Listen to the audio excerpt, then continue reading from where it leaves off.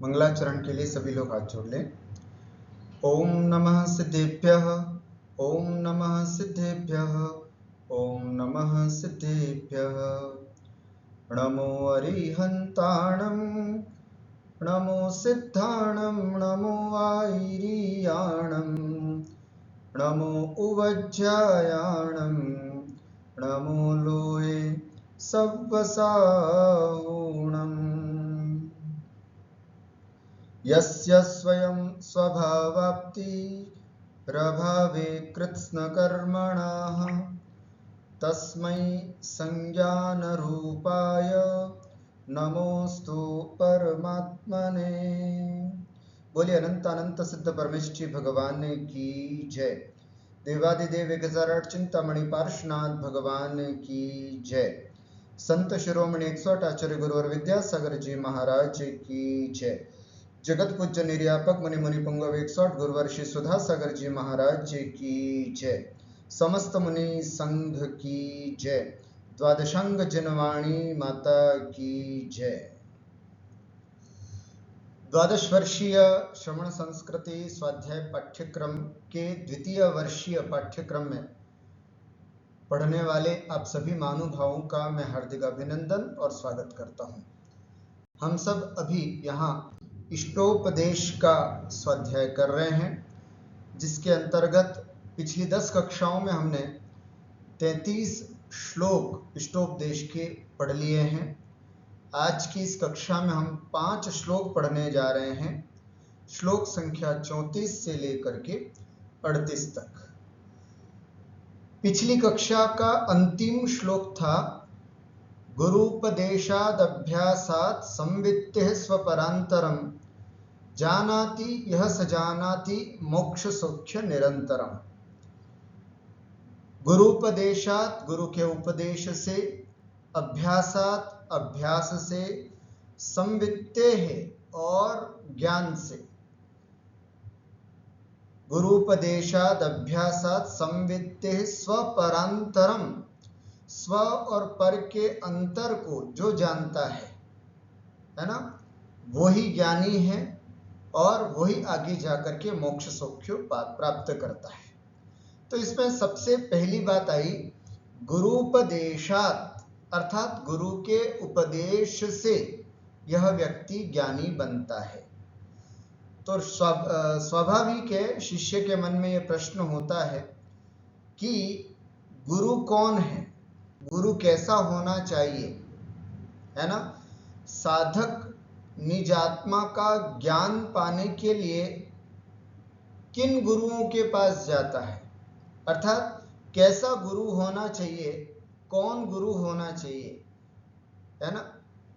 तो यहाँ बहुत सुंदर जवाब आचार्य उनको देते हैं कि कैसा गुरु होना चाहिए या कौन है गुरु जिनके पास जा करके यह जीव भेद विज्ञान की बात कर सके, या सबसे बड़ा गुरु कौन है। आज तक हमने गुरु कौन है कुछ अलग पढ़ा, अभी जिस कारिका को, जिस श्लोक को पढ़ने जा रहे हैं उसमें कुछ अलग और बहुत अच्छी बात यहाँ पर बताई जा रही है। आइए देखते हैं ऐसे कौन से गुरु हैं जिसके पास जाने से हमारी आत्मा का कल्याण होगा। तो ये श्लोक है बहुत अच्छा, श्लोक नंबर 34। ध्यान से देखेंगे, एक बार उच्चारण करते फिर इसका अर्थ समझते। स्वस्मिन् सदभिलाषित्वा, है ना, वा तक उच्चारण करेंगे। स्वस्मिन् सदभिलाषित्वा दभीष्ट ज्ञापकत्वतः, दभीष्ट ज्ञापकत्वतः स्वयं हित प्रयोक्तृत्वा, त्वातक, स्वयं हित प्रयोक्तृत्वा दात्मैव गुरुरात्मनः। स्वयं स्वस्मिन् सदभिलाषित्वा दभीष्ट ज्ञापकत्वतः स्वयं हित प्रयोक्तृत्वा दात्मैव गुरुरात्मनः। निवेदन आपसे कि जब भी संस्कृत के श्लोक सूत्र आदि पढ़ते हैं तो शुरू में बिल्कुल धीरे धीरे पढ़ें, फिर बाद में स्पीड लें। कुछ लोग शुरू में जल्दी जल्दी पढ़ने के चक्कर में बहुत सारी अशुद्धि कर बैठते हैं, ऐसा नहीं हो, है ना। 8 अक्षर के बाद रुकना है, तो आपको कहाँ 8 अक्षर हो रहे हैं वहां रुकिए। स्वस्मिन् सदभिलाषित्वादभीष्ट ज्ञापकत्वतः स्वयं हित, है ना, त पे थोड़ा बदल, स्वयं हित प्रयोक्तृत्वादात्मैव गुरुरात्मनः। उच्चारण बिल्कुल शुद्ध। देखिए क्या कह रहे हैं यहां पर कि कौन है गुरु हमारा? निज आत्मा ही गुरु है। निज आत्मा ही गुरु है। देखो कितनी अच्छी बात बताई। कैसे? देखिए समझिए।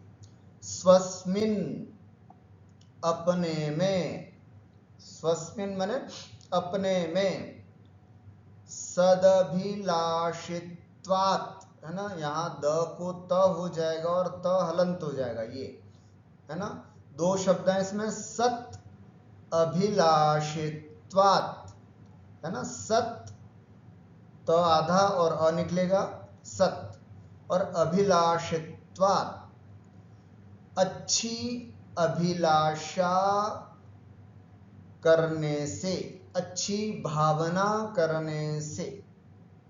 स्वस्मिन अपने में ही, अच्छी अर्थात अच्छी अभिलाषा क्या? मोक्ष की, मुक्त होने की अभिलाषा करने से। आगे यहां फिर और रहेगा, अभीष्ट ज्ञापकत्वतः। अभीष्ट, है ना, अभीष्ट प्रिय वस्तु या प्रिय पदार्थ का ज्ञापक माने बताने वाले होने से। अभीष्ट ज्ञापकत्वतः प्रिय वस्तु, प्रिय पदार्थ को, हितकारी बात को, हमारी अभीष्ट वस्तु को ज्ञापक बताने वाले होने से, है ना। यह आत्मा हमें अपने प्रिय पदार्थ को जनाने वाला, बताने वाला, है ना, ज्ञान कराने वाला होने से। तीसरी बात, स्वयं हित प्रयोक्तृत्वात्, है ना, स्वयं और आत्मा ही अपने आप ही हित प्रयोक्तृत्वात्, हित में प्रयोक्तृत्वात् अर्थात प्रवृत्त होने से, अपने हित में प्रवृत्त होने से, या हमें अपने हित में लगाने से, हमें अपने हित में लगाने से आत्मा एव, संधि विच्छेद करेंगे, दात्मा, है ना, दात्मा लिखा ना, तो द तो पहले चला जाएगा, द में से त है वो द त बन गया, तो ये त पहले चला गया। हित प्रयोक्तृत्वात्, है ना, आत्मा एव, आत्मा ही गुरु, है ना, गुरु है। किसकी? आत्मनः, आत्मा का गुरु आत्मा ही है। क्या कहा? ध्यान से देखिए। स्वस्मिन् सदभिलाषित्वात् मतलब आत्मा का गुरु आत्मा ही है। क्यों है? मूल बात इतनी सी है ना, आत्मा एव आत्मनः गुरु, ये मुख्य बात है। आप मुख्य वाक्य पकड़ लेंगे तो आपको जल्दी समझ में आएगा। आत्मा एव आत्मनः गुरुः, आत्मा ही आत्मा का गुरु है। क्यों है? हेतु, 3 हेतु बताए। आत्मा ही आत्मा का गुरु कैसे हो सकता है? 3 बातें। स्वस्मिन् सदभिलाषित्वात्, अपने में, है ना, अपने, एक आत्मा खुद, मेरी आत्मा स्वयं ही अच्छी अभिलाषा करने से, अभीष्ट ज्ञापकत्वतः, मेरी आत्मा ही मुझे अपने अभीष्ट पदार्थों को बताने वाला होने से, स्वयं हित प्रयोक्तृत्वात्, और खुद आत्मा ही मुझे हित में, अपने आप को हित में लगाने वाला होने से आत्मा ही आत्मा का गुरु है। ठीक है, यहां आप देख सकते हैं मैंने इस पूरे श्लोक को एक वाक्य के रूप में आपके सामने रखा है। क्या कह रहे हैं? स्वस्मिन् सत् अभिलाषित्वात्, अपने आत्मा में ही अच्छी, सत माने अच्छी, अभिलाषित्वात् है ना, अर्थात इच्छा या भावना, मोक्ष की इच्छा। सत अभिलाषा क्या होती है? ये मकान की अभिलाषा, घर की है ना, और नौकरी की अभिलाषा, या सोने चांदी रुपया पैसों की अभिलाषा अच्छी अभिलाषा नहीं है। अच्छी अभिलाषा, अच्छी इच्छा, अच्छी भावना क्या है? मोक्ष की इच्छा। तो आत्मा हमेशा मुक्त होना चाहता है। संसार के बंधन में पड़ी हुई आत्मा को सबसे अच्छी अभिलाषा क्या होगी? मैं मुक्त हो जाऊं, मैं स्वतंत्र हो जाऊं। तो ऐसी अच्छी अभिलाषा होने से अभीष्ट ज्ञापकत्वतः, अभीष्ट पदार्थ, प्रिय पदार्थ को बताने वाला होने से, और स्वयं हित प्रयोक्तृत्वात्, और स्वयं हित में लगाने के कारण आत्मा एव आत्मनः गुरु, आत्मा ही आत्मा का गुरु है।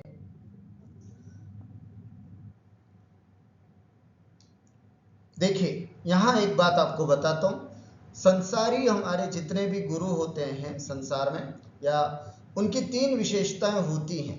एक अच्छे गुरु की यहाँ पर तीन विशेषता होती है। एक तो गुरु जो है वो हमेशा अपने शिष्य के प्रति सद अभिलाषा, अच्छी भावना करता है ना, हमेशा अच्छी भावना। कभी भी कोई भी गुरु अपने शिष्य के प्रति बुरी भावना नहीं करता। तो गुरु की सबसे पहली विशेषता अच्छी अभिलाषा करना, अच्छी भावना करना, उसके बारे में अच्छा सोचना। एक अच्छा गुरु वही है जो अपने शिष्य का हमेशा अच्छा सोचे। एक अच्छा गुरु वही होता है जो शिष्य को पढ़ाते पढ़ाते ये भाव करता है कि ये मेरे से आगे बढ़ जाए, है ना। जैसे एक पिता अपने पुत्र को आगे बढ़ता हुआ देख करके खुश होता है, इसी प्रकार एक अच्छा गुरु जो होता है वो अपने शिष्य को आगे बढ़ते हुए देख करके खुश होता है। तो सबसे पहली शर्त गुरु की क्या है कि वह अपने शिष्य के प्रति अच्छी अभिलाषा करता है। दूसरा, सच्चा मार्ग बताने वाला होता है। हमेशा गुरु जो होता है वो शिष्य को, नहीं ये सही रास्ता है, ये गलत है, इस पर मत चलो, ये काम करना चाहिए, तुम ये मत करो, इस तरह से सही और गलत को बता करके सही, है ना, सही मार्ग बताने वाला कि ये मार्ग सही है, तुम्हें ऐसा करना चाहिए, तुम्हें ये सब छोड़ देना चाहिए, ये सब करना चाहिए। दूसरी गुरु की दूसरी विशेषता, अर्थात सही मार्ग बताने वाला। और तीसरी विशेषता, और हमें अच्छे कामों में लगाने वाला गुरु होता है। ये तीन विशेषता हमारे अपने गुरु की होती हैं। कोई भी गुरु हमारे बारे, मतलब शिष्य के बारे में जो अच्छा सोचता है, शिष्य को जो सच्चे मार्ग पर सच्चे मार्ग को बताने वाला होता है, और उससे आगे शिष्य को अच्छे मार्ग पर जो लगाने वाला होता है। एक तो बताता है पहले, और फिर उसके बाद उसको उस अच्छे मार्ग पर लगाता है, वही सच्चा गुरु होता है। अब यहाँ पर आत्मा ही हमारा सच्चा गुरु है। कैसे? तो देखिए, आत्मा ही गुरु है। क्यों? क्योंकि आत्मा, मेरी आत्मा ही मुझे, मेरे लिए हमेशा अच्छा सोचती है। मेरी आत्मा मुझे, आत्मा के लिए क्या कभी बुरा सोचेगी क्या? नहीं, मेरी आत्मा हमेशा मेरे लिए अच्छा सोचेगी। क्या सोचेगी?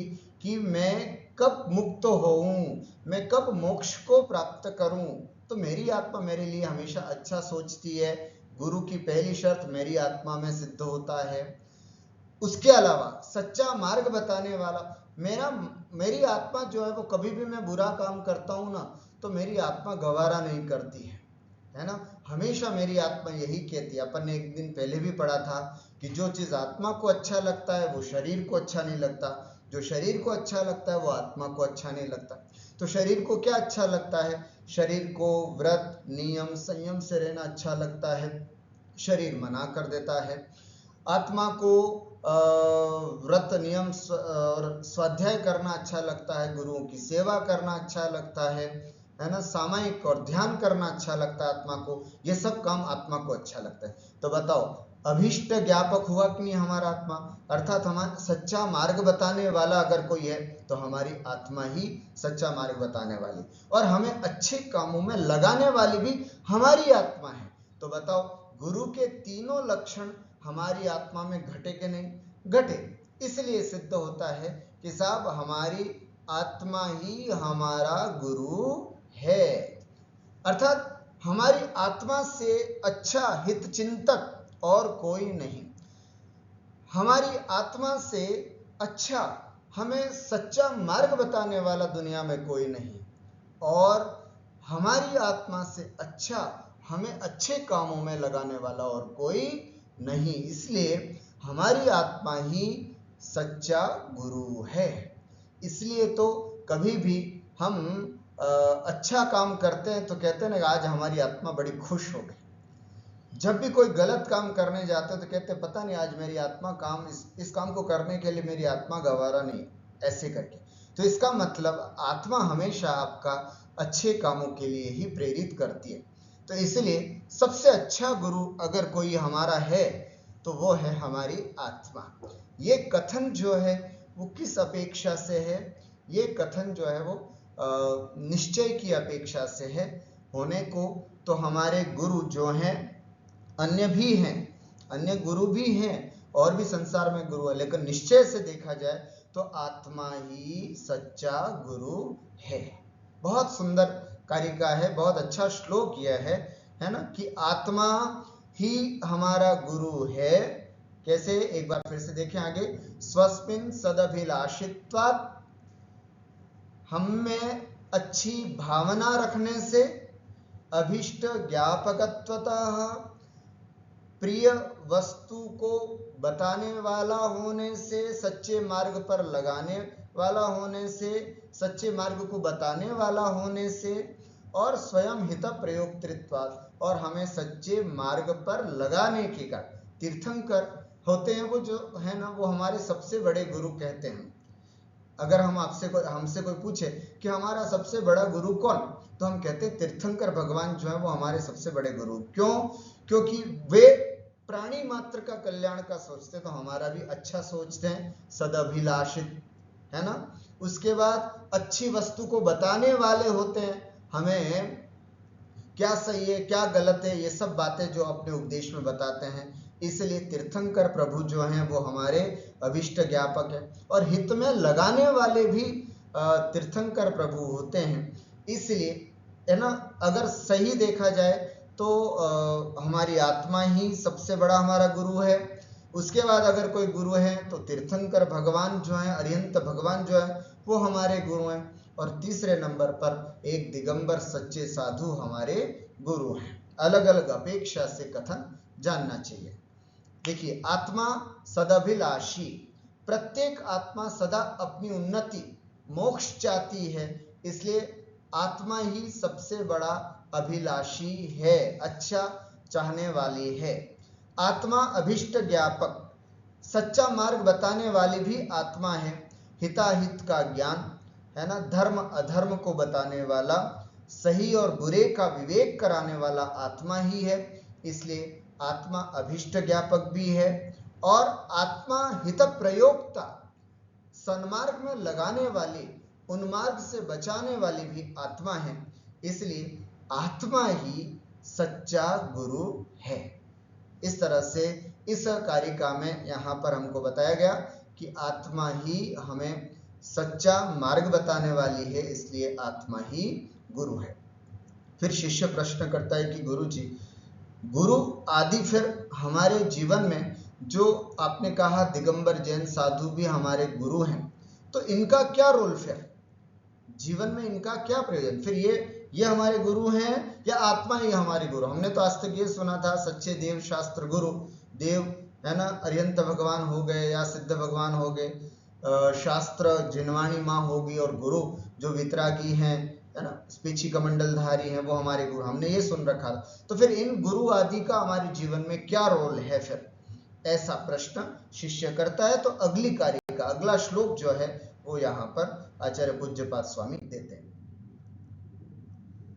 देखिए बहुत सुंदर श्लोक है ये भी और सरल है। नाज्ञो विज्ञत्वमायाति विज्ञो नाज्ञत्वमृच्छति निमित्तमात्रमन्यस्तु गतिर्धर्मास्ति कायवत्। नाज्ञो विज्ञत्वमायाति विज्ञो नाज्ञत्वमृच्छति। ध्यान से, विज्ञो नाज्ञत्वमृच्छति, मृच्छति है ना, कैसे बोलेंगे, नाज्ञत्वमृच्छति, विज्ञो नाज्ञत्वमृच्छति निमित्तमात्रमन्यस्तु गतिर्धर्मास्ति कायवत्। ऐसा बहुत अच्छा यह श्लोक है। संधि विच्छेद करेंगे। न अज्ञः विज्ञत्वमायाति। इसमें भाव क्या है पहले मैं बता देता हूं, फिर आपको श्लोक समझाता हूं। अज्ञानी कभी ज्ञानी नहीं हो सकता और ज्ञानी कभी अज्ञानी नहीं हो सकता, है ना। इसीलिए गुरु का बहुत बड़ा रोल नहीं है हमारे जीवन में। गुरु केवल एक निमित्त मात्र है। कम ज्ञानी को अच्छा ज्ञानी बनाने का कार्य कर सकता है गुरु, लेकिन अज्ञानी को ज्ञानी बनाने का काम गुरु नहीं करता, है ना। अज्ञानी कभी ज्ञानी नहीं बन सकता और ज्ञानी कभी अज्ञानी नहीं हो सकता।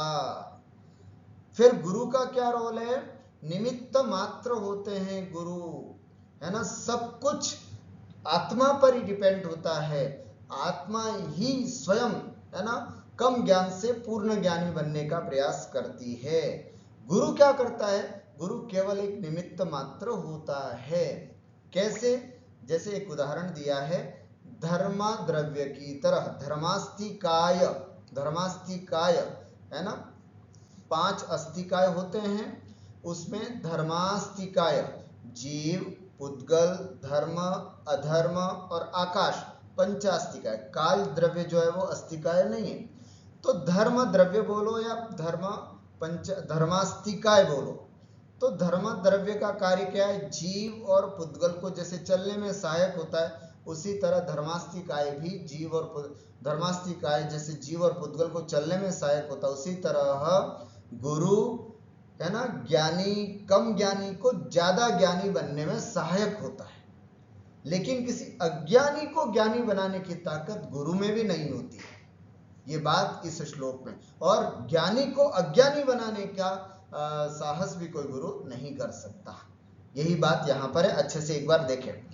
अज्ञः विज्ञत्वं न आयाति, है ना, अर्थात गुरु आदि के उपदेश से, मान लीजिए गुरु ने उपदेश दिया, तो अज्ञः अज्ञानी, विज्ञत्वम ज्ञानी पने को न आयाति कभी प्राप्त नहीं होता।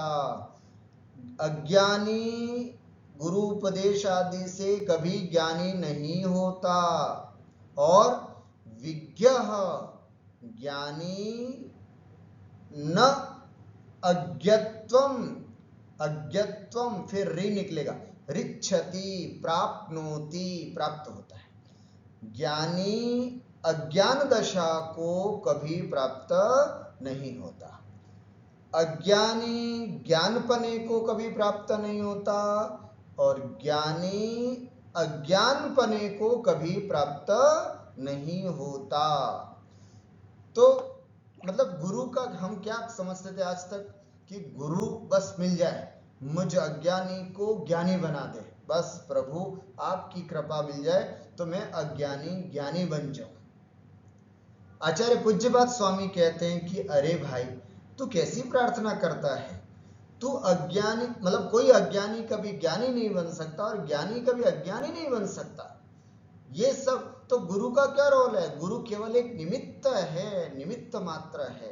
बहुत ऊंची बात कर रहे हैं, ध्यान से समझना।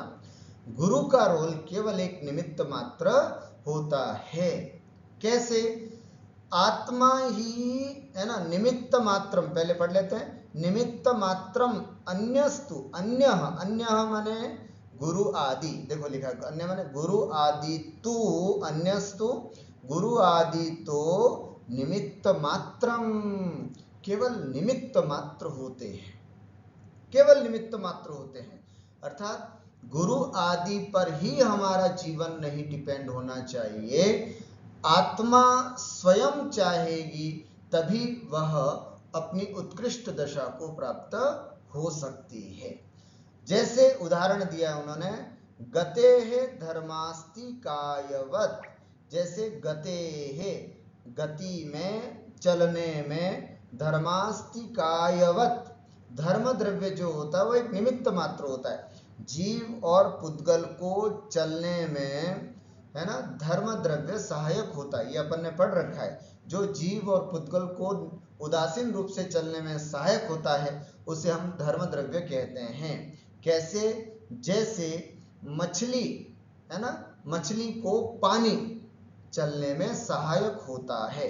जैसे पटरी है ना, पटरी जो होती है वो ट्रेन को चलने में सहायक होती है। उसी प्रकार यहाँ कोई भी, जैसे एक चीज आपको बताना चाहूंगा यहाँ पर कि किसी भी कार्य की सिद्धि दो चीजों से होती है ना। उसमें एक दो कारण होते हैं, एक उपादान कारण और एक निमित्त कारण। आपको प्रश्न हो सकता है कि आज तक मैं तो ये समझता था कि गुरु जो है वही हमें पार उतार सकते हैं, तो क्या मैं गुरु आदि की वंदना नहीं करूं, अब मैं गुरु आदि के पास नहीं जाऊं? नहीं नहीं, ऐसा अर्थ नहीं लेना। अर्थ यहाँ पर आपको ये ग्रहण करना है कि किसी भी कार्य की सिद्धि के लिए दो तरह के निमित्त होते हैं, एक उपादान कारण और एक निमित्त कारण। उपादान कारण किसे कहते हैं? जो कारण स्वयं कार्य रूप परिणत हो जाए उसे हम उपादान कारण कहते हैं। जैसे घड़ा बनाने में मिट्टी, घड़ा बनाने में मिट्टी, मिट्टी स्वयं घड़ा है ना, मिट्टी स्वयं जो है वो घट रूप में परिवर्तित हो जाती है। तो घड़ा बनने में मिट्टी जो है वो उपादान कारण है। बाकी कुम्हार है ना, या चाक हुआ जिस पर बैठ कर है ना, और जल आदि जो भी, कील हुआ और गधा आदि जो भी जिससे मिट्टी आदि लाते हैं, गाड़ी आदि, ये सब निमित्त कारण होते हैं। ठीक हुआ। इसी तरह रोटी बनाने में आटा जो है, आटा वो उपादान कारण है, क्योंकि आटा स्वयं रोटी बनता है, आटा स्वयं रोटी बन, जो कारण स्वयं कार्य रूप में परिणत हो उसे हम उपादान कारण कहते हैं। तो उपादान कारण स्वयं कार्य रूप परिणत होता है, जैसे आटा स्वयं रोटी बन जाता है। तो चकला, बेलन, तवा, ये सब का रोल नहीं है, ये निमित्त कारण होते हैं। इसी तरह यहाँ पर कहा कि हमें गुरु चाहिए, तो गुरु कौन है? अरे भाई, आत्मा ही गुरु है ना। अर्थात अगर हमें सही मार्ग बताने वाला है, सही रास्ता बताने वाला है, तो हमारी आत्मा ही है। उपादान कारण तो आत्मा ही है। हाँ, दिगंबर गुरु जो हैं वो निमित्त कारण जरूर हो सकते हैं, लेकिन उपादान कारण तो हमारी आत्मा ही जानना चाहिए। जब तक, और ध्यान रखना, किसी भी कार्य की सिद्धि दोनों कारणों से होती है। कई बार उपादान कारण मजबूत होता है लेकिन निमित्त नहीं मिलता तो कार्य की सिद्धि नहीं होती। जैसे भगवान महावीर स्वामी को केवल ज्ञान हुए 66 दिन हो गए थे, 66 दिन। बताओ, बहुत सारे श्रोता बैठे हुए थे, बोलने वाले में क्षमता भी थी, सब कुछ था, लेकिन दिव्य ध्वनि क्यों नहीं खिली? क्योंकि वैसा निमित्त नहीं मिला। गौतम गणधर जैसा कोई निमित्त नहीं मिला तो दिव्य ध्वनि नहीं खिली।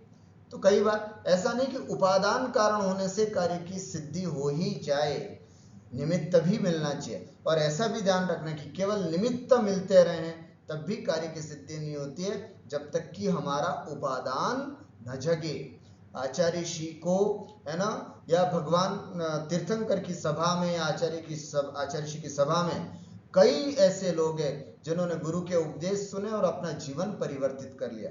ऐसा उपदेश तो सबके लिए था, सबके लिए था, है ना। आचार्य श्री का निमित्त अथवा तीर्थंकर भगवानों का निमित्त तो कई लोगों के लिए था, लेकिन कुछ ही लोगों का जीवन क्यों बदला, कुछ ही लोग अपना आत्मा का कल्याण क्यों कर पाए? क्योंकि उनका उपादान कारण जो है वो बहुत मजबूत था। तो महानुभाव, ये बातें हैं यहाँ पर कि उपादान कारण और निमित्त कारण दोनों ही अच्छे हों तभी कार्य की सिद्धि होती है। आइए एक बार अर्थ फिर से लगाएं। अज्ञः विज्ञत्वं न आयाति, अज्ञानी ज्ञानीपने को कभी प्राप्त नहीं होता। विज्ञः अज्ञत्वं न रिच्छति, और ज्ञानी कभी अज्ञान दशा को प्राप्त नहीं होता। एक बात और समझ लीजिएगा यहाँ पर ज्ञानी और अज्ञानी का मतलब क्या लेना, ज्ञानी और अज्ञानी का मतलब क्या लेना? तो ज्ञानी का मतलब है कि वह आत्मा जो सम्यक्त्व को प्राप्त कर अपनी आत्मा का कल्याण कर सकती है उसे हम ज्ञानी समझते हैं, और अज्ञानी वो जिस आत्मा में सम्यक्त्व प्राप्ति की योग्यता नहीं है वो आत्मा अज्ञानी। सीधी सी बात।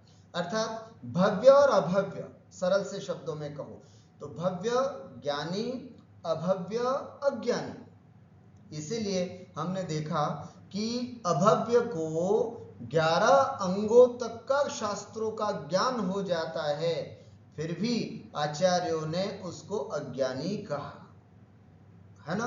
और भव्य को अष्ट प्रवचन मात्रिका का ज्ञान होता है, इतने में, है ना, केवल अष्ट प्रवचन मात्रिका का ज्ञान होने मात्र से ही उसको ज्ञान हो जाता है, भेद विज्ञान हो जाता है। नमोकार मंत्र केवल आणम ताणम न कछु न जानम, नमोकार मंत्र भी पूरा अच्छे से नहीं आया और ज्ञान दशा को प्राप्त होकर के जीवों ने अपनी आत्मा का कल्याण किया है। तो इसलिए यहाँ पर ज्ञानी शब्द और अज्ञानी शब्द का अर्थ समझना। अर्थात अज्ञानी कभी ज्ञान दशा को प्राप्त नहीं होता, अर्थात अभव्य कभी भी भव्य नहीं हो सकता, और विज्ञ ज्ञानी अर्थात भव्य न अज्ञत्वम रिच्छति, कभी भी अज्ञान दशा को, अभव्य कोई भी भव्य कभी अभव्य नहीं बन सकता, और भव्य कभी अभव्य नहीं बन सकता, और अभव्य कभी भव्य नहीं बन सकता। ये आत्मा का अपना गुण है, बस।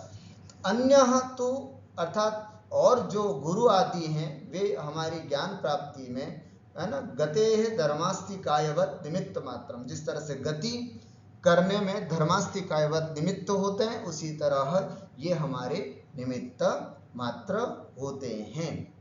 अर्थात कोई भव्य जीव होता है उसके आत्म कल्याण करने में, ज्ञानी जीव जो होता है उसको और ज्ञान को प्राप्त कराने में और केवल ज्ञान तक प्राप्त कराने में गुरु एकमात्र निमित्त होता है।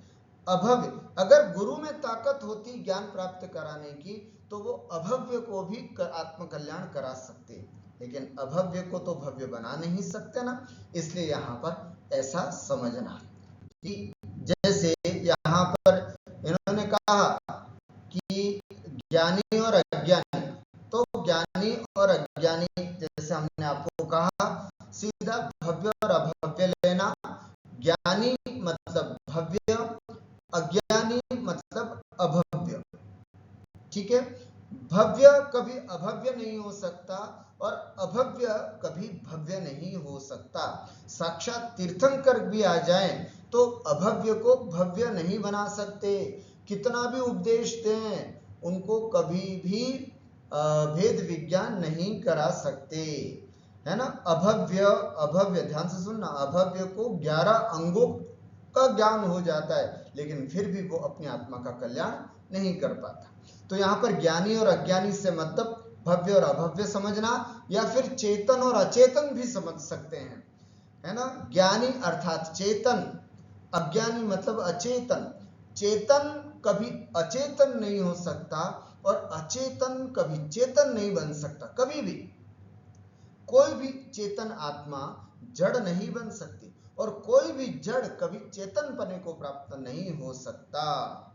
ठीक है, इस तरह से यह समझना, ये त्रिकालिक सत्य है कि कोई भी चेतन स्वरूपी आत्मा जो है वो जड़ नहीं बन सकती और जड़ कभी चेतन नहीं बन सकता। और इसी तरह तो बाकी जो अन्य गुरु आदि हैं वो क्या कर सकते हैं, चेतन को, है ना, जो सामान्य भव्य चेतन है उसको केवल ज्ञान प्राप्त कराने में एकमात्र निमित्त बन सकते हैं। अचेतन को, अभव्य को, है ना, कभी भी चेतन या कभी भी भव्य नहीं बना सकते, मोक्ष मार्ग में नहीं करा सकते। ये केवल मात्र सहायक होते हैं, निमित्त मात्र होते हैं। कुल मिलाकर के इतना भी समझना कि कोई भी गुरु हमको कितना भी पढ़ाए वो एक निमित्त मात्र होता है, पढ़ना तो हमको होता है। जैसे हम अभी आपको पढ़ा रहे हैं तो हम केवल मात्र एक निमित्त हैं। आपके अंदर ज्ञानावरण कर्म का जितना क्षयोपशम है उतना ही आप ज्ञान प्राप्त कर पा रहे हैं। किसी को पूरा अच्छे से समझ में आ रहा है, किसी को बिल्कुल समझ में नहीं आ रहा है, तो इसमें क्या अंतर है, ये सब आपके अपने ज्ञानावरण कर्मों के क्षयोपशम पर डिपेंड है। जिसका ज्ञानावरण कर्म का क्षयोपशम बहुत अच्छा है तो वो बहुत जल्दी समझ रहा है, जिसके कम है तो वो कम धीरे और अल्पता से समझ पा रहा है। तो सब कुछ अपने आप पर ही डिपेंड है। हम या गुरु या और कोई जो है वो केवल निमित्त मात्र होता है और कुछ भी, इससे ज्यादा और कुछ भी नहीं होता है। इसलिए हमें निमित्त के साथ साथ अपने उपादान को भी जगाने की कोशिश करना चाहिए। कई लोग केवल निमित्त में उलझ जाते हैं, केवल अपने निमित्त, है ना, मंदिर एक निमित्त है, गुरु एक निमित्त है, भगवान एक निमित्त है ना, ये सब निमित्त है। हमें आत्मा के द्वारा अपनी आत्म जागृति स्वयं करनी है, भेद विज्ञान हमें अपने आप को करना है। ये तो सब मात्र निमित्त होते हैं, इन पर डिपेंड पूरा नहीं रहा जा सकता है ना। जहां तक उनका निमित्त मिलता है उससे हमें अपने आत्मा का कल्याण कर लेना चाहिए। फिर प्रश्न होता है, निजात्मा का चिंतन कौन और कैसे करते हैं। बहुत सुंदर प्रश्न है कि निज आत्मा का चिंतन, अब मान लीजिए मुझे ही अपनी आत्मा का चिंतन करना है, या जो निज आत्मा का चिंतन करने वाले भव्य प्राणी होते हैं वे कौन होते हैं और कैसे होते हैं। आगे कारिका नंबर 36, श्लोक नंबर 36, है ना। निजात्म चिंतन कौन, अपनी आत्मा का चिंतन करने वाले कौन होते हैं और कैसे वो अपनी आत्मा का चिंतन करते हैं, यहां पर देखते हैं। अभवत, अभवत, कहीं पर अभवन भी है, अभवन, अभवत चित्त विक्षेप, यहाँ विसर्ग है, इसमें लिखा नहीं है लेकिन कर नहीं, अच्छा ये संधि विच्छेद करेंगे इसलिए हुआ, ठीक ठीक सही है। अभवत चित्त विक्षेप एकांते तत्व संस्थितः अभ्यस्येदभियोगेन योगी तत्वं निजात्मनः। अभवच्चित्त विक्षेप एकांते तत्व संस्थितः अभ्यस्येदभियोगेन योगी तत्वं निजात्मनः। अर्थ करते हैं, अभवत अथवा अभवन, अभवत अथवा अभवन नहीं है, अभवत, भव माने होना, अभव नहीं होना, नहीं होता है। क्या, चित्त विक्षेप, जिसका चित्त माने मन विक्षिप्त नहीं होता, क्षुभित नहीं होता, विचलित नहीं होता, है ना, वही आत्मचिंतन कर सकता है। अभवत चित्त विक्षेप, जिसका चित्त, चित्त माने मन, विक्षेप माने चंचल, क्षोभित, अभवत नहीं होता है, जिसका चित्त विचलित नहीं होता, जिसका मन भटकता नहीं है, जिसका मन संसार में उलझता नहीं है, ऐसा कौन? योगी की बात हो रही है। ऐसा योगी, प्रश्न क्या है हमारा? निजात्म चिंतन कौन कर सकता है? तो उत्तर दिया योगी, है ना। जो योगी होते हैं वे निजात्मा का चिंतन कर सकते हैं। कैसा योगी? तो पहला उत्तर, चित्त विक्षेप अभवत, जिनका चित्त चंचल नहीं होता, विक्षिप्त नहीं होता, विचलित नहीं होता, ऐसा योगी। दूसरी विशेषता, तत्व संस्थित, और जो तत्व के विचारों में जिसकी बुद्धि संस्थित स्थित है, अर्थात तत्व चिंतन अभीक्ष्ण ज्ञानोपयोगी जो हैं, हमेशा तत्व चिंतन में जिनकी बुद्धि लगी रहती है, संसार के किसी भी कामों में जो उलझे नहीं रहते हैं, ऐसे योगी। ध्यान रखना, योगी, हम और आपकी बात नहीं हो रही है, योगी की बात हो रही है। ऐसे योगी जो हमेशा तत्व चिंतन में लगे रहते हैं। दो बात। तीसरी बात, कहां पर? एकांते, एकांत में, है ना। ऐसे योगी, योगी की दो बातें बता दी।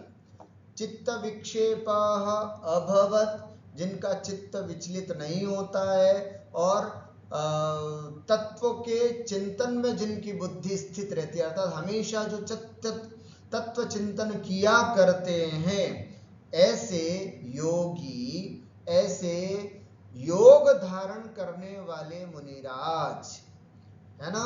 ऐसे चित्त को रोक करके योग धारण करने वाले मुनिराज, अर्थात 7वें 8वें 9वें गुण स्थानों में चढ़ने वाले मुनिराज, शुद्धोपयोग में लीन मुनिराज, योगी, ऐसे योगी राज जो होते हैं वे, है ना, वे कैसे करते हैं? कैसे करते, देखो आ गया है ना, आत्मचिंतन कैसे, कौन करते हैं उसका उत्तर मिल गया, योगी करते हैं। कैसे योगी? जिनके चित्त में विचलन नहीं है, जिनका चित्त स्थिर है, संसार में नहीं उलझता, परिग्रह में नहीं उलझता, और बाह्य कार्यों में जिनका मन नहीं उलझता है, और तत्व संस्थित, बस निजात्म तत्व को प्राप्त करने में जिनकी बुद्धि हमेशा स्थित रहती है, ऐसे योगी निजात्म चिंतन कर सकते हैं। कहां पर करें? एकांते, एकांत में। एकांत स्थान कहां मिलता था हमारे योगी राजों को? पहले पर्वतों की गुफाओं में, इसलिए गुफा में बैठ करके करते थे। पर्वतों की चोटी पर, है ना, ऊंचाइयों पर, शिखर जी के पहाड़ों की ऊंचाइयों पर, गिरनार जी के पहाड़ों की ऊंचाइयों पर, इसलिए तो हमारे जितने भी क्षेत्र हैं वो सब पहाड़ों पर, ऊंचाइयों पर बने हुए हैं। एकांत में, या फिर, है ना, बिल्कुल वन में जा करके तपस्या करते थे, एकांत में। तो ऐसे एकांत में, है ना। अब और कैसे करते हैं? कैसे करें निजात्म चिंतन, कैसे करते हैं? तो कहते हैं अभियोगेना, अभियोगेना अर्थात योग पूर्वक। योग कौन कौन से हैं? मन, वचन और काय।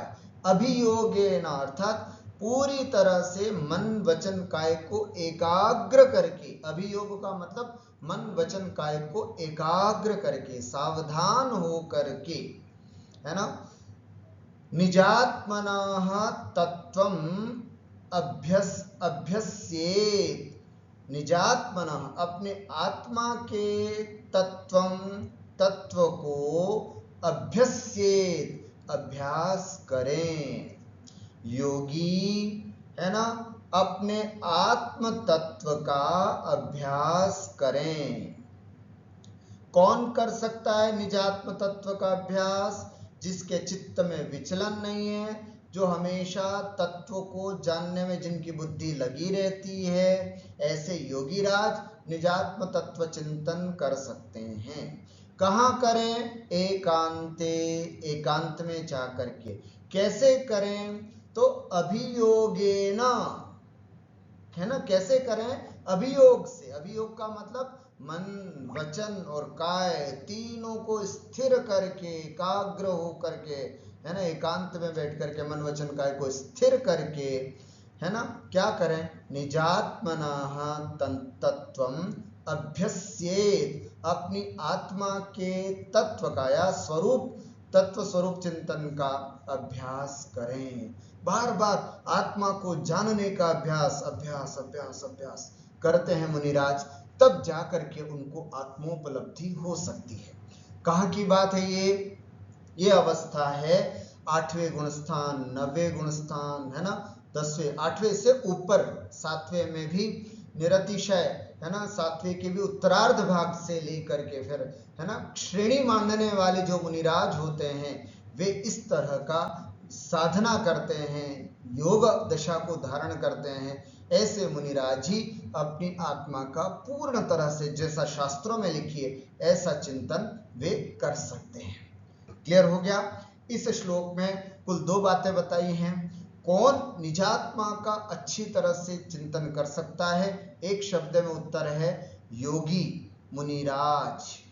कैसे होते हैं वे? जिनके मन में चंचलता या जिनके चित्त में बिल्कुल विचलन नहीं है और जिन हमेशा तत्वाभ्यास में जिनकी बुद्धि लगी रहती है, ऐसे मुनिराज। देखिए यहाँ पर है चित्त विक्षेप अभवत, जिनमें चित्त का विक्षेप नहीं होता है, तत्व संस्थिता, और तत्वों को, आत्म तत्व को, है ना, जानने में जिनकी बुद्धि हमेशा स्थिर रहती है, ऐसे योगीराज एकांत में जाकर के अभियोगेन मन वचन काय की स्थिरता पूर्वक निजात्मना तत्वम अभ्यस्येत, अपनी आत्मा के तत्व को, है ना, अपने आत्म तत्व का अभ्यास करें, बार बार उसका चिंतन और मनन करें, है ना।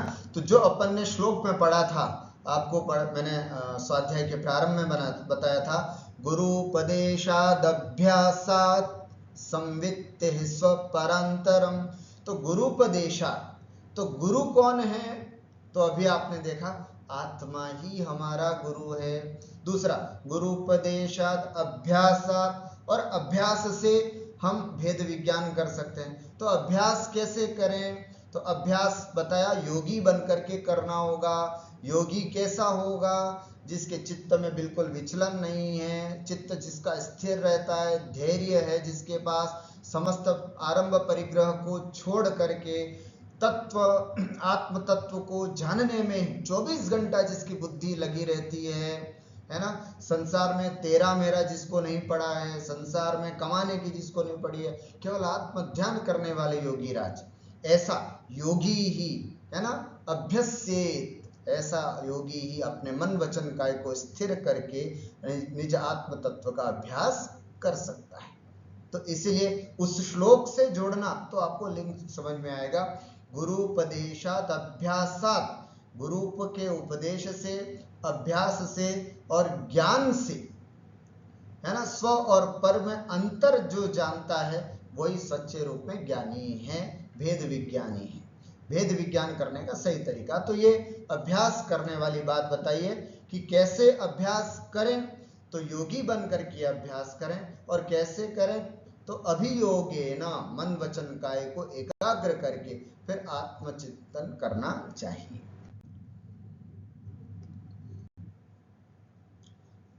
फिर आत्मज्ञान होने की पहचान क्या? अब आती है बात तीसरी, संवित्ति की। संवित्ति माने ज्ञान, है ना। तो ज्ञान कैसा? ज्ञान होने पर क्या दशा होती है, कैसी स्थिति बनती है? आत्मज्ञान होने, जिसको आत्मज्ञान हो गया उसकी क्या पहचान है? 2 श्लोकों के माध्यम से बहुत अच्छा यहाँ पर बता रहे। देखिए बहुत सुंदर। आत्मसंवित्ति की पहचान क्या? संवित्ति माने होता है ज्ञान, आत्मज्ञान जिसको हो जाता है उसकी क्या पहचान है? तो कहते हैं यथा यथा समायाति संवित्तौ तत्वमुत्तमं, तथा तथा न रोचन्ते विषयाः सुलभा अपि। यथा यथा समायाति संवित्तौ तत्वमुत्तमं, तथा तथा न रोचन्ते विषयाः सुलभा अपि। अर्थ देखें, यथा यथा, जैसे जैसे, है ना, जैसे जैसे, संवित्तौ, संवित्ति में, ज्ञान में, हमारे अपने ज्ञान में, हमारी अपनी अनुभूति में, हमारे अपने अनुभव में तत्वम उत्तमम, उत्तमम तत्वम, उत्तम तत्व। उत्तम तत्व क्या है? हमारा चैतन्य स्वरूपी, शुद्ध चैतन्य स्वरूपी आत्मा, वह शुद्ध, वही सबसे उत्तम तत्व है। ऐसे उत्तम तत्व समायाति, आता है। अच्छी सी गाथा है, देखना, ध्यान से सुनना। जैसे जैसे हमारे ज्ञान में, हमारे अनुभव में, हमारी बुद्धि में, समझ लो, हमारी अनुभूति में उत्तम तत्व, वो आत्म तत्व, शुद्ध चैतन्य स्वरूपी आत्म तत्व समायाति, आता जाता है, आता है। तथा तथा, उतना, वैसे वैसे, तथा माने वैसे या त्यों त्यों, उसी उसी प्रकार से, सुलभाव अपि विषयाः न रोचन्ते, है ना, बड़ी सुलभता से प्राप्त होने वाले भी विषयाः, विषय, न रोचन्ते, अच्छे नहीं लगते हैं। कितनी सुंदर बात है। जैसे जैसे इस जीव को अपने ज्ञान में वह उत्तम आत्म तत्व आता जाता है, उसको समझ में आता जाता है, वैसे वैसे संसार के सब सुलभ पदार्थ भी, सब सुलभ पदार्थ के विषय भी उसको अच्छे नहीं लगते हैं। बहुत सुंदर बात। आज सुबह प्रवचन में पूज्य मुनिराज ने यही कहा था, पूज्य मुनिश्री ने यही कहा था कि पुण्यानुबंधी पुण्य कैसे होता है। तो हमें ये सब धन दौलत पुण्य से प्राप्त हुई, सब पुण्य से प्राप्त हुई, लेकिन उसमें आसक्ति नहीं होना पुण्यानुबंधी पुण्य है। पुण्य से प्राप्त वस्तुओं में आसक्ति, मोह, राग नहीं होना, यही पुण्यानुबंधी पुण्य है। अर्थात हमें स्त्री, पुरुष, मकान, ये सब जितने भी प्राप्त हुए हैं, ये सब अच्छे पुण्य से प्राप्त हुए हैं, और अब हमें इसमें बुद्धि नहीं रखना है ना। इनको, ये सब विषय जो सुलभ हैं, उन ये नहीं अच्छे लगेंगे तो समझना हम पुण्यानुबंधी पुण्य कर रहे हैं, है ना। मकान पुण्य से प्राप्त हुआ है, लेकिन इसी मकान में उलझ गए तो समझना पापानुबंधी पुण्य कहलाएगा। क्या कहा? ये कैसा पुण्य जो हमें पाप का बंध करा रहा है ना। पुण्य से ये मकान, है ना, अच्छी स्त्री, अच्छे पुरुष, है ना, अच्छे पुत्र आदि संतति प्राप्त हुई, लेकिन ये सब क्या है? अगर इन सब में उलझ के रह गए तो ये पाप का अनुबंध कराने वाला पुण्य होगा। पूज्य मनीषी ने कहा कि नहीं, हमें पुण्यानुबंधी पुण्य चाहिए, अर्थात पुण्य को बंद कराने वाला पुण्य चाहिए। तो क्या करें? इसमें आसक्ति नहीं होना चाहिए। भरत चक्रवर्ती का 6 खंड का अधिपति होना पुण्य था कि नहीं? पुण्य था। लेकिन उसके बाद क्या वो उसी में आसक्त थे? नहीं। भरत घर में वैरागी, घर में वैरागी थे। कैसे थे? तो वो कर रहे थे पुण्यानुबंधी पुण्य। इसी प्रकार सबके उदाहरण, अपन जितने भी सम्यक दृष्टि रहते हैं उन सबके उदाहरण हम समझ सकते हैं। बहुत सुंदर श्लोक है कि जैसे जैसे हमारी अनुभूति में, हमारी ज्ञान दशा में वो उत्तम तत्व जैसे जैसे जितनी जितनी मात्रा में आता है, उतनी उतनी मात्रा में, उतने उतने परसेंटेज में ये विषयों के प्रति हमारी बुद्धि हटती जाती है ना। सुलभ, बड़ी आसानी से प्राप्त होने वाले, कहते हैं ना, पुण्य से ही तो प्राप्त हुई है ये सब चीजें। भरत चक्रवर्ती को क्या कमी थी? क्या कमी थी? 96,000 रानियां थी, परंतु क्या उन 96,000 रानियों में उलझा रहता था क्या? नहीं, बिल्कुल नहीं। अगर वो उलझा रहता तो हमारे जैसी स्थितियां होती है ना, हम और आप जैसे, हम अपने एक पति अथवा एक पत्नी में इतने उलझे रहते कि आत्म कल्याण की बात ही नहीं करते। उनके पास 96,000 होने के बावजूद भी वो अपना आत्म कल्याण का विचार करते थे। तो सोचिए किस तरह का भेद विज्ञान उनके पास होगा। तो इसलिए यहाँ पर कहा जैसे जितनी जितनी मात्रा में, या जैसे जैसे, बहुत सुंदर है, अच्छा लगता है ये भी। यथा यथा संवित्तौ, जैसे जैसे ज्ञान में, अनुभूति में, अनुभव में उत्तमम तत्वम समायाति, उत्तम तत्व आने लगता है, वैसे वैसे सुलभा विषयाः, सुलभा अपि विषयाः, अत्यंत सुलभ विषय भी न रोचन्ते, अच्छे नहीं लगते हैं। यथा यथा संवित्तो, संवित्ति का मतलब ज्ञान, समझना, जैसे जैसे ज्ञान में उत्तम तत्व आता जाता है, आता जाता है। मैंने आपको एक बार उदाहरण बताया भी था कि हमारे गुरुकुल में जहाँ हम पहले थे, है ना, संगानेर छात्रावास में, हम देखते थे कि बच्चा 11th में आता था तो 11th में और 12th में पढ़ता था, और पढ़ने के बाद धीरे धीरे जैसे शास्त्रों का ज्ञान हो जाता था तो कुछ बच्चे जिनकी उपादान शक्ति जग जाती थी उनको हमारे शास्त्रों का निमित्त मिलता था तो हो बड़ा विरक्त हो जाता था, उसका जीवन बदल जाता था, उसका चाल ढाल रहन सहन सब बदल जाता था, एकदम उसके जीवन में बिल्कुल वैराग्य झलकने लग जाता था। तो ये बात होती है कि जिसको ये बात समझ में आ जाती है, ज्ञान तत्व झलक जाता है, वो फिर संसार में उलझता नहीं है, वो संसार में आसक्त नहीं होता, वो संसार में लगे नहीं रहता है, वो हमेशा ज्ञान को, आत्मा की बात को जानने के लिए सदा जागरूक रहता है। यथा यथा संवित्तो उत्तमम तत्वम समायाति, जैसे जैसे ज्ञान में उत्तम तत्व आता है वैसे वैसे सुलभ पदार्थ भी उसको अच्छे नहीं लगते हैं। और 38वीं कारिका में वैसी ही बात आत्मसंवित्ति की पहचान और उसी बात को थोड़ा घुमा करके बता रहे हैं। क्या कहा? यथा यथा न रोचन्ते विषयाः सुलभावपि तथा तथा समायाति संवित्तौ तत्वमुत्तमम्। बिल्कुल वही बात अब थोड़ा सा उलट करके कह रहे हैं आचार्य, बहुत सुंदर कह रहे हैं। यथा यथा सुलभा अपि विषया न रोचन्ते, जैसे जैसे या जो जो अत्यंत सुलभ भी विषय न रोचन्ते, जिसको अच्छे नहीं लगते हैं, मेहनत करके नहीं, बड़े सुलभ पुण्य से प्राप्त हुई ये सब धन दौलत रुपया पैसा घर परिवार पुत्र आदि ये सब सुलभ है, पुण्य से प्राप्त हुई हैं। सुलभा अपि विषयाः न रोचन्ते, जिसको अच्छे नहीं लगते हैं।